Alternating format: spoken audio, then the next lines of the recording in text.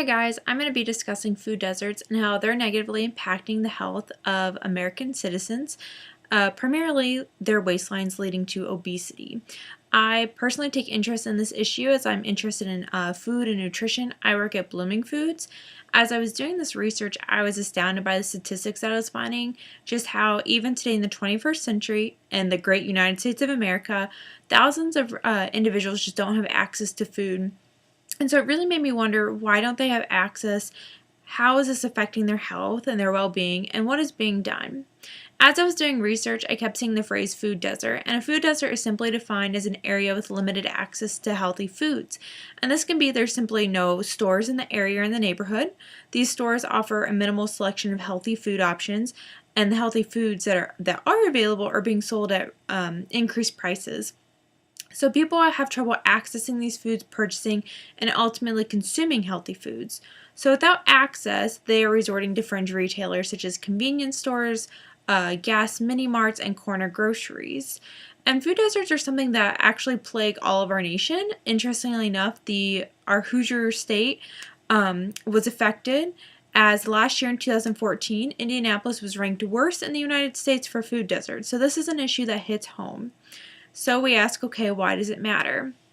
Well, with individuals that have little access to healthy foods, they're in turn eating a very unhealthy diet, and this is affecting their health, their waistlines, and their weight.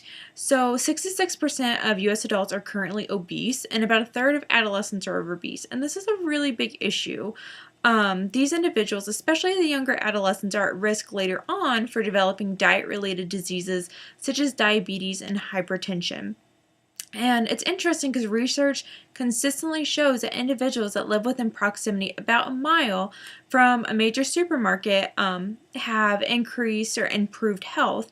They have decreased BMIs, they have lower rates of obesity, and they have a lower risk of later on having these diet-related diseases. And these are big things for future healthcare professionals. So as I was doing this research and seeing just how big of an issue this was, I was curious, okay, well, what's being done and what can be done? As I was looking at these interventions, I found quite a few that are already in place in food deserts across the country, and some have been really effective and are really cost effective too.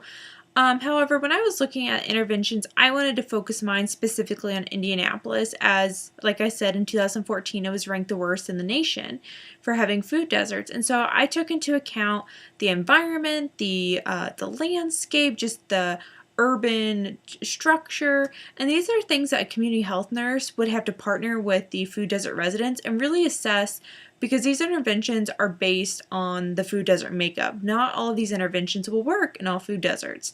So I focus on the intervention of adding new supermarkets or expanding current supermarkets in food deserts to improve access to food. So the first focus is, one, improving access to healthy foods. So that's focus number one.